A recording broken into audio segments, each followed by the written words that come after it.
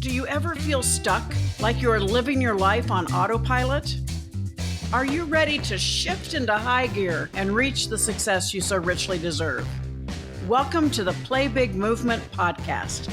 I am your host, Sharon Lecter, entrepreneur, business strategist, and best-selling author. Playing big is not about settling for good enough or being comfortable. It is about reaching your highest potential and achieving your greatest success. Join me in my Play Big movement as I interview top experts in business, money, and entrepreneurship, all ready to serve you and to help you play big, be number one in your field, live your legacy, and create maximum impact. Hello, everyone. Welcome to this segment of the Play Big Movement podcast. I am Sharon Lecter, your host, and I'm delighted to introduce you to a friend today who has had a lot of experience in helping other businesses get a little bigger and take their 250,000 business to a million higher. And he's done it in his own practice and is now helping other practitioners increase their entire practice revenues. So Dr. Greg Pursley, or Dr. G, has been a friend for quite a while, and he really understands quality of life. And I think that's something that I'm going to have him share with you about, because it's not just the mechanics, it's understanding your goals and your overall one big life, as I share in the book, Thinking Rich for Women. So Greg, I'd love for you to start by telling us a little bit about little Greg and how you got started. Sure. Well, little Greg, I grew up on a small farm, a lot of family surrounding me. Parents worked really hard. Dad was an electrician, blue collar type guy. Mom worked for a company for years and years. And, I was able to get into a lot of mischief. So I learned how to get out of things that I got into pretty young as a child, which is good and bad. Pretty common upbringing. Dad was pretty hard on you as far as trying to, make you into the best person you could become. Decided when I was a junior in high school, I wanted to become a chiropractor. As my anatomy class took a tour at a chiropractic college, I said, oh, this is what I want to do. So I went the fast track. I graduated at 23 with a doctorate, and thought I knew a lot about business, and I thought I knew a lot about life. I had gotten married in grad school. I had a daughter in grad school. And so when I graduated, I had a few-month-old and a wife, and said, let's move and go to where nobody knows us and start a practice and, start life fresh. And so that's what we did. And looking back, that's probably one of the craziest decisions I ever made.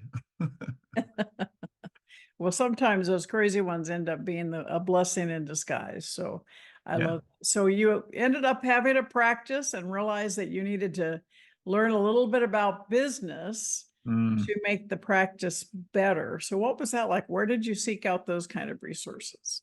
Yeah, it was a long process, but long story short, after 2 years in practice, I realized that I was stuck in a practice treating. I didn't know how to grow or do anything.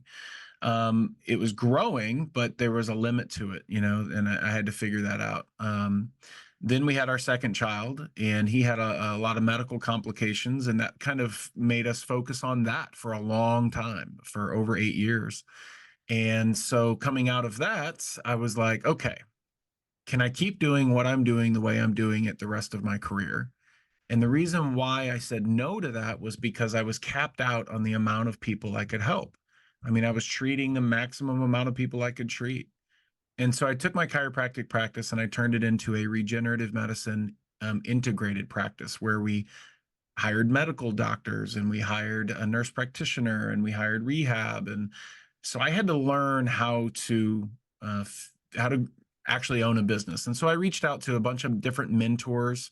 You're included into that, so I appreciate you having me on the podcast. But people like Grant Cardone, Brandon Dawson, Tony Robbins, Dan Martell, and the list goes on and on and on. But I just started reading all this information that I had not been exposed to about owning a business. And then I looked at the statistical data of most people that own a business. And what I found out is they were just like me. They knew how to do a thing, a chiropractor, a dentist, an eye doctor, a landscaper, a doesn't matter, a gymnast. They knew how to do a thing really well. And they go, I'm going to start my own business, not realizing that owning a business and doing a thing are two separate skill sets. And so now that I've been able to expand my practice, and it does over a couple $1 million a year, I took the understandings and the teachings that I had learned, and I just put them into my own package. And now we help small, local, regional businesses that are really kind of brick and mortar.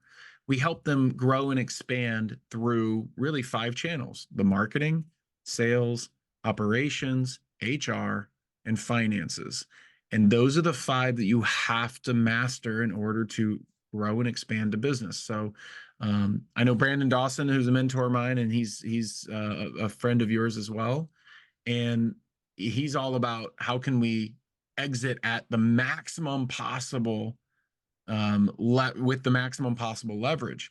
What I found is there's this missing gap of businesses that are smaller that don't want to do that. They just want to be a little better or gain a little more freedom. And that's what I've learned how to do. And that's what I'm trying to help people do, is implement those systems at that level that they're at. Well, there's a huge need. I mean, it is, I talk about this all the time. Most people, most professionals who own their own business really own a job because Yeah. they don't know how to scale. They don't know how to leverage what they have and be able to do that through. And operations is a big one. That's the business systems. That's what allows you to scale. So I love that. So what do you think is the message that they hear from you that makes them take action to do something differently? Well, the message is that I talk about the 5 pillars of life in order to what I would call, like, have a quality life, a really quality life where a majority of your time is spent where you're happy and you're content and you're fulfilled and you're not stressed and anxious and worried. And most people that own a business live in the stress, anxious, worried, you know, fearful, like this panic state, because they're trying to do so many things and juggle so many balls in the air. And so what I tell them is, look, the business, there's this moment that I had with my wife that I said, look, I've got to go in early and I got to stay late. And she said, why? And I said, because I have to provide for the family and I need to, be there for you guys, and I have to support and do all these things. And she goes, look, I never asked you to do that. That's you.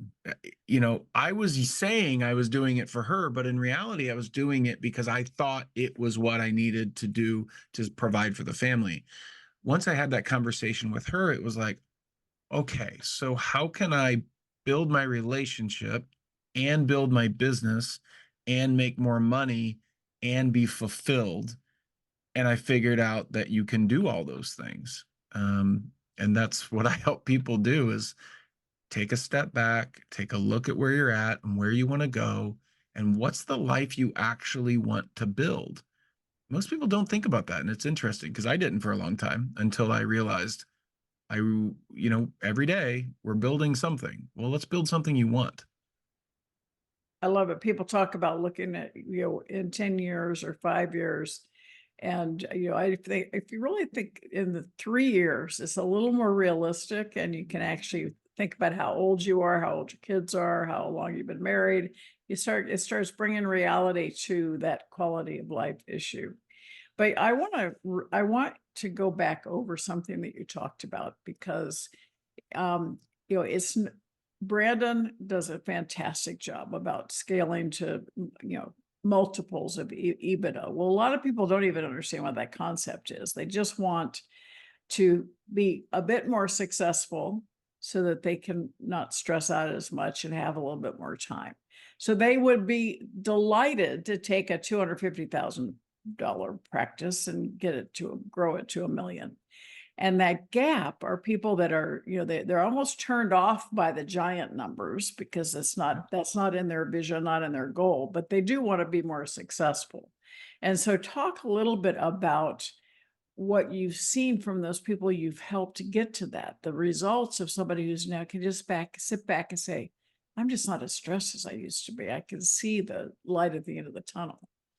There's actually two things that I've noticed. And it's number one, they need to really become aware of the fact that they aren't they grew up, they built a business and trying with the idea of they wanted to build freedom into their life. They wanted more freedom, and what they started building trapped them.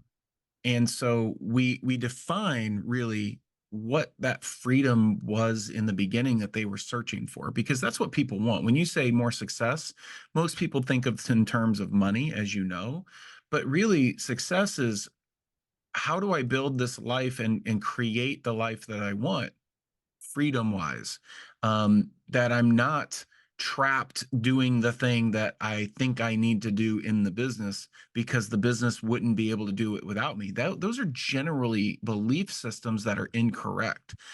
Number two, and this was a big one for me, is giving yourself permission as the business owner to build that life of freedom that you want. I didn't realize this, but I, being a business owner is very rare. And I was not allowing myself the permission to have the freedom. I wanted to go play golf, and I built a business, and I have people that are doing their jobs and growing. And guess what? They are fulfilled because they don't have the risk or the fear or the things, the liability of owning the business. And they're happy because they're getting the paycheck that they're getting, and they're aligned with the mission of the company, and they're fulfilled. I should allow myself to go and do the things that I feel compelled to do. And so I started going, I'm going to do things that I enjoy. I call it acting on your highest passion, just whatever that thing is. Like if you have a vision in your mind of what you want, your brain and your soul and the universe are going to tell you, hey, do this thing. And there's a reason, and just, act on that and do it. And I found that by not forcing things to occur, that life kind of helps you out and guides you in the right direction, as long as you're paying attention and in that flow. And so that's what I really help people is with those two things. On the mindset side, it's like, what does that freedom really look like to you? And give yourself permission to have it. I love that. And I love the that's such a honest statement. Give yourself permission. People feel tied, as you said, they own a job. They feel like they have to show up. And it's something I know I suffered for, I was like type A, you're driven, driven, driven. And it's like you feel guilty when you take a day off. And it's crazy because we need that quality of life you talked about. So, Greg, if people want to find out more about your services and your programs, how can they find you? Yeah, they can go to drgregpursley.com, Dr. Greg Pursley, Pursley. We have a free CEO roadmap right there. So they can click on it. It's totally free. It's got some videos of different things about how to put yourself in the CEO mindset as a small business owner. Not that you're going to develop into some massive C-suite CEO business, but the idea is that owning a business is just like being that CEO as compared to owning a job like you talk about. And so you have to have a different mindset and different, like I said, different permissions. The two questions I always like to ask, if people want it without going and downloading that, but if you own a business and you ask these two questions, it'll really open your eyes up. So take some time, have it written down, and just go, am I truly happy? Am I truly happy in every area of my life, my relationships, my business, my money, my health, my faith, my belief? And then number two, what does happiness truly look like to me? And if you can figure those two things out, you can really start building a path that gets you to that what happiness truly means to you and what that really looks like. Because I was doing something that I thought happiness look like, but in reality it wasn't. Now I've built a life that is actually truly fulfilled and happy. And that's what I hope for everybody, that's listening to this. I love that. I want to repeat something you said about your wife. Sometimes we make assumptions about our relationships and our partners, and sometimes it's probably better to have that open communication so that it kind of is like looking in the mirror and realize that am I really doing it for them or am I doing it for myself? So I think that's a very valid point. Greg, you're going to stay with me. We're going to do another short video for the private Facebook group for the Play Big Movement. Those of you that have not joined that, please do. It's free. Where we go a little closer, we'll talk about some of the oops in our pathway to success, because the road to success is not a straight line. There's ups and downs. And then also daily habits that you attribute your success to. So thanks so much for being with me, Greg. And thanks all of you watching or listening to this segment of the Play Big Movement podcast. Remember, you are fabulous. And until next time, have a great day. Thank you for listening to this segment of the Play Big Movement podcast. Please subscribe to iTunes and leave us a review, as well as join us in other areas of social media, Twitter, Instagram, and LinkedIn @Sharon Lechter, and for Facebook, author Sharon Lechter. Thank you so much and have a fabulous day.